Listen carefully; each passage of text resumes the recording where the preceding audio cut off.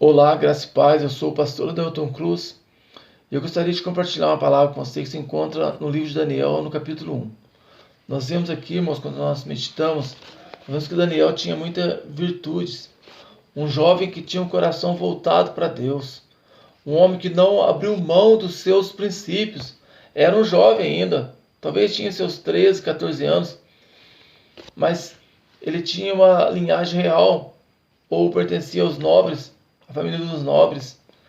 E mesmo com toda a mudança que Nabucodonosor mandou fazer na vida dos jovens ali da época, Daniel ele colocou no seu coração de não se contaminar com os manjares do rei, nem com a comida, nem com o vinho, porque aquelas comidas eram oferecidas a ídolos, e ele como judeu, ele queria se manter puro para o Senhor. E mesmo ele estando no meio de uma nação ímpia, homens duros, homens cruéis, ele foi sábio para lidar com as diversidades. E Deus o abençoou tremendamente. Tanto que mudou-se os reinos e Daniel continuou firme ali como luz, fazendo a diferença. E nós temos que nos espelhar em Daniel. Vivermos a vida do Senhor, o propósito do Senhor, não mudarmos. Ainda que às vezes nós possamos mudar o ambiente, mas não podemos deixar de mudar a nossa essência. Fomos chamados para ser cristãos. E não é só para ser cristão dentro da igreja, é cristão em todo lugar, é cristão no serviço, na escola, na faculdade, em todos os lugares, na rua, em casa, em todo lugar. Deus está conosco em todos os lugares. Então nós vemos que no capítulo 1, no versículo 1, vai dizer que o rei Joaquim era o rei ali de Judá. Nabucodonosor havia cercado a cidade de Jerusalém, estava sitiada. E chegou um momento que ele vai romper a cidade, vai entrar ali, e ele vai levar o rei Joaquim cativo, e vai levar alguns jovens ali, alguns utensílios ali da casa do Senhor. Por que ele fez isso? Aquele povo, eles haviam pecado de tal forma, e a taça da ira de Deus havia chegado no limite. Eles achavam que porque eles tinham o templo ali, e tinham sacerdotes oferecendo sacrifício, eles seriam invencíveis. Mas então Deus permite Nabucodonosor sitiar, entrar e pegar peças ali do templo para mostrar para ele que o poder não estava nos elementos ali, não estava nas peças, não estava naquele sacrifício. O Senhor não quer sacrifício, Ele quer misericórdia. Ele não quer um povo religioso cumprindo normas. Ele quer verdadeiros adoradores que o adorem em espírito e em verdade. Então, porque eles viviam uma vida apenas de fachada, uma vida religiosa, e estavam cometendo todo tipo de pecado e iniquidade, haviam voltado as costas para o Senhor. Então o Senhor permite que agora, o Senhor permitiu, nos versículo 2, o Senhor entregou nas mãos de Joaquim. Eles eram o povo do Senhor, mas o próprio Deus entregou eles para Nabucodonosor. Foi o próprio Deus que fez isso, irmão. Nós somos propriedade do Senhor. O inimigo não toca. É Deus que controla as nossas vidas. Mas então o Senhor permitiu isso. E agora nós vemos o versículo 3, que o rei vai dar ordem ali para Aspenaz, chefe dos eunucos, para escolher jovens. Nós vemos aqui uma tática do inimigo. Eles falam para escolher jovens que eram da linhagem real, dos nobres. Se nós trazermos para a nossa vida atual, nós vamos ver que os jovens da igreja pertencem à linhagem real. Nós pertencemos à família de Cristo, o nosso rei é o Senhor Jesus. E o diabo quer atacar os jovens da igreja. Nós vemos aqui que ele pediu para levar os jovens da família real, os nobres. Jovens que tinham boa aparência, que eram instruídos em toda a sabedoria, que tinham entendimento, tinham conhecimento. O diabo quer atacar os jovens da igreja, porque os jovens serão o futuro da igreja, os futuros pastores, os futuros líderes. Então o inimigo quer atacar esses jovens. E o que ele faz? Sorrateiramente, ele influencia, por exemplo, programas de televisão, tantas coisas que são ensinados, que tentam bombardear e mostrando que a palavra de Deus já não tem tanto valor, tentando mudar a palavra do Senhor. Mas algumas marcas aqui, os ensinos que o Senhor deixou para nós, não tem como negociar isso, não tem como mudar isso. E Daniel, ele foi levado no meio desses cativos, mas Daniel, ele não abriu mão da sua integridade. Irmãos, nós não podemos abrir mão da nossa integridade. Ele estava ali numa Babilônia literal. Hoje nós vivemos num mundo também, numa Babilônia espiritual. Mas nós não podemos abrir mão dos nossos princípios. Nós somos chamados para sermos verdadeiros adoradores, adorar o Senhor em espírito e verdade, não para sermos religiosos, não para ir numa igreja, bater um cartão e ir embora, e depois levar uma vida aqui fora de qualquer forma, de qualquer maneira. Nós vemos aqui no versículo 4, que ele queria que eles fossem ensinados na língua dos caldeus. Eram judeus, falavam ali a língua do Senhor, mas o inimigo queria mudar a linguagem deles. Nós somos chamados para falar a palavra de Deus, irmãos. A nossa boca, nós temos que falar a palavra do Senhor, mas o inimigo quer tirar isso da igreja, quer mudar a linguagem da igreja. O rei também determinou o alimento deles.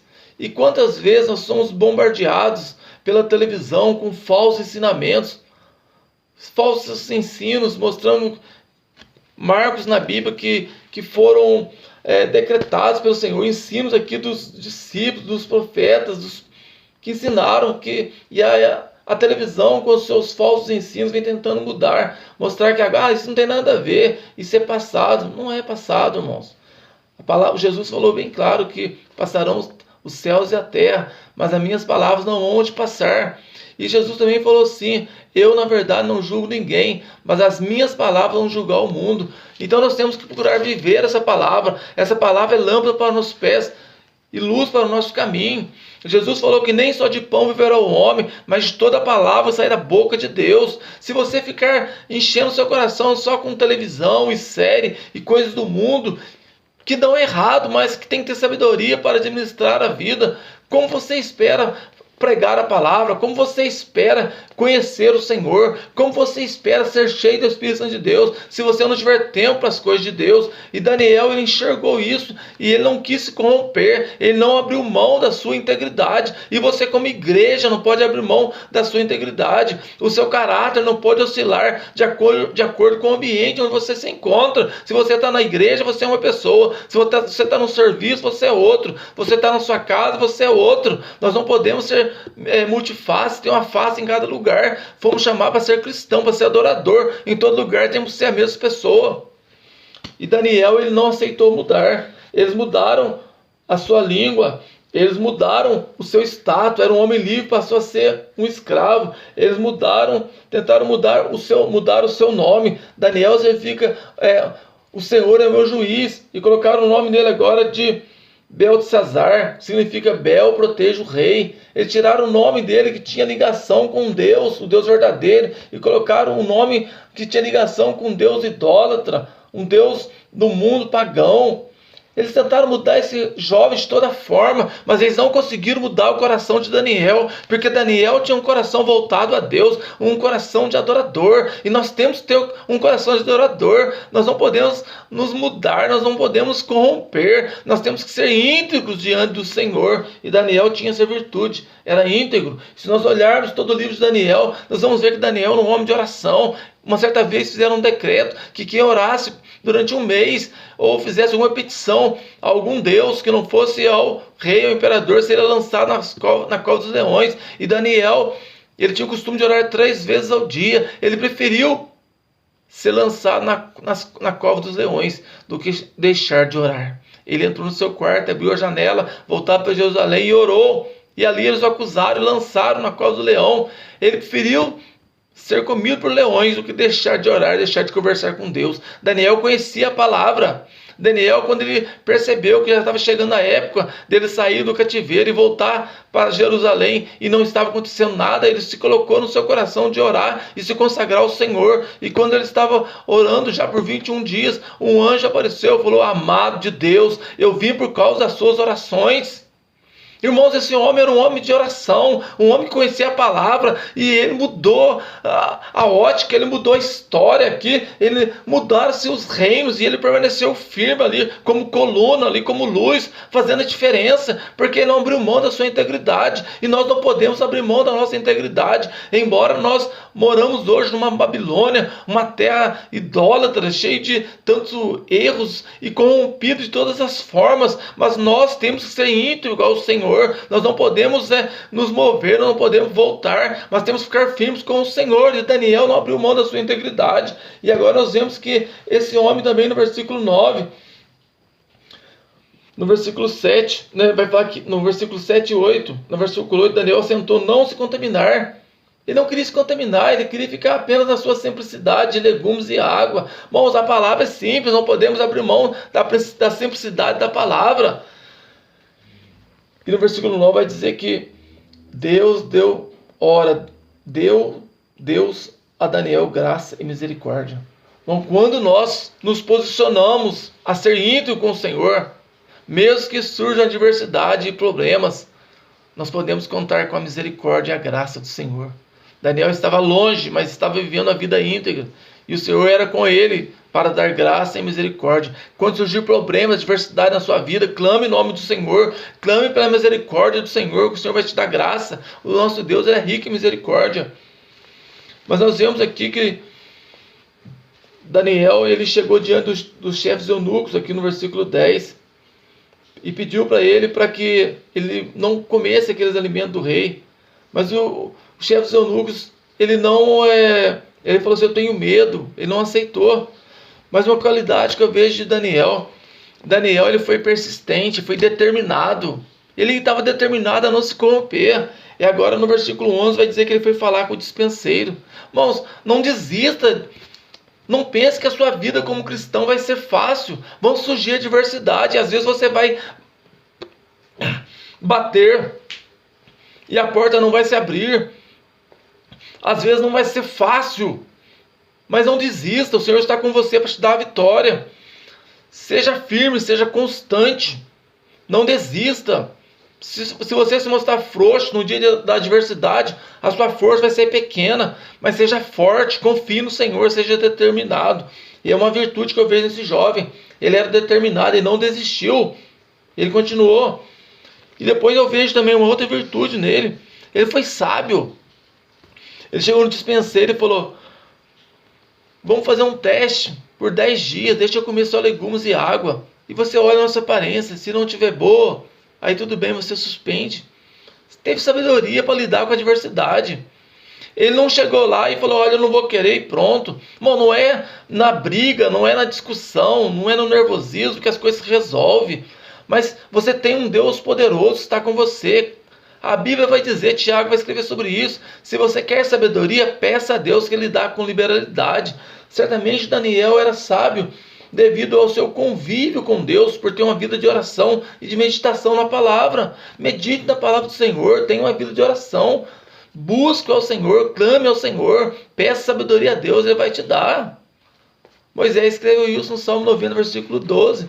Falou, Senhor, me ensina a contar meus dias, de tal forma que eu encontre um coração sábio. Nós temos que viver nessa terra e sermos homens e mulheres sábios para resolver os problemas, para resolver as adversidades que surgirão. E Deus deu sabedoria para ele, uma virtude dele, íntegro, um homem sábio, determinado, prudente. E agora, depois de tudo isso, ele ainda podia contar com a misericórdia e a graça do Senhor. Deus era com ele.